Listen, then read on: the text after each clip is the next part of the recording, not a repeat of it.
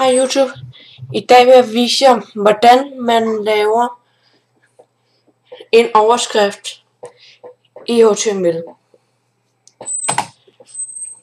Det første vi gør, det er at hoppe herop. Så skriver man det her på et. Lukker vi den her. Dette er en overskrift.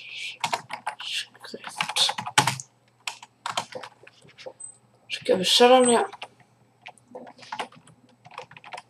Så jeg undrer nok over, hvorfor det ikke bare er et på hver side. Men det her, det betyder, at du har lukket den i HTML. Det vil sige, du kan lige så godt også en anden kode, så lukker man normalt sådan her. Altså ikke lige med H1, det kan være, at det er noget andet. Altså, det kommer helt an på, hvad det er, du vil kode i.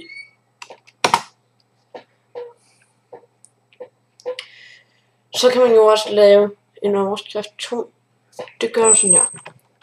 H2. Dette er overskrift 2. Og så lukker vi den. Det er H1000. Der.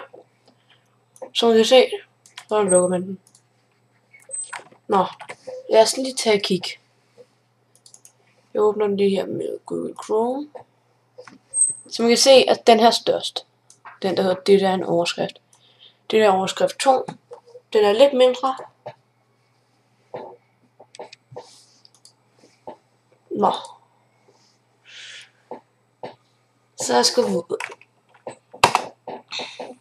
Du kan jo også i HTML bare skrive med en helt normal skrift. Der gør du sådan her. Helt. Så kan du skrive. Hej, mit navn er Mathias. Og du lukker den på samme måde som det op. Og som kan I se her, så er der jo det her udenom. Det er ligesom det der er, for at man kan vise siden. Det her, det er ligesom hvad siden hedder. Lad mig lige vise jer det eksempel. Vi tager den lige frem igen her. Heroppe hedder den nu fra index.php. Det er fordi vi ikke har givet den nogen titel. For at give den en titel, skriver du sådan her. Forside for eksempel. Så kan I se, så står der forside heroppe nu.